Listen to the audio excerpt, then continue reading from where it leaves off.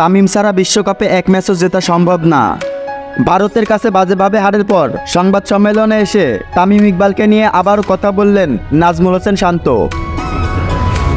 ভারতের বিপক্ষে বিশ্বকাপের প্রস্তুতি ম্যাচে টস জিতে বোলিং করার সিদ্ধান্ত নেয় বাংলাদেশের অধিনায়ক নাজমুল হোসেন শান্ত। এরপর রোহিত শর্মার ব্যাটিংয়ে দারুণ শুরুটা হয় ইন্ডিয়ার। এরপরে হার্দিক পান্ডিয়ার 4 ছক্কার তাণ্ডবে বিশাল রানের লক্ষ্য দাঁড় করায় ইন্ডিয়া। নির্ধারিত 20 ওভারে 5 উইকেট হারিয়ে 183 রানের লক্ষ্য ছুড়ে দেয় বাংলাদেশকে। জবাবে ব্যাট করতে নেমে একের পর এক উইকেট হারিয়ে চরম বিপদে পড়ে যায় বাংলাদেশ। শেষমেশ ভারতের কাছে বাজেভাবে হারল বাংলাদেশ। আর এমন বাজেভাবে ম্যাচ হারার পর নাজমুল হোসেন শান্ত বলেন, তামিম ভাইয়ের বিকল্প নেই।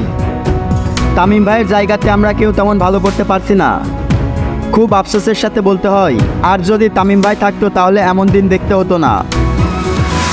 তো ভিউয়ার্স, তামিম ইকবাল বিশ্বকাপ দলে থাকলে কেমন হতো স্কোয়াড, জানিয়ে দিন আমাদের কমেন্ট বক্সে।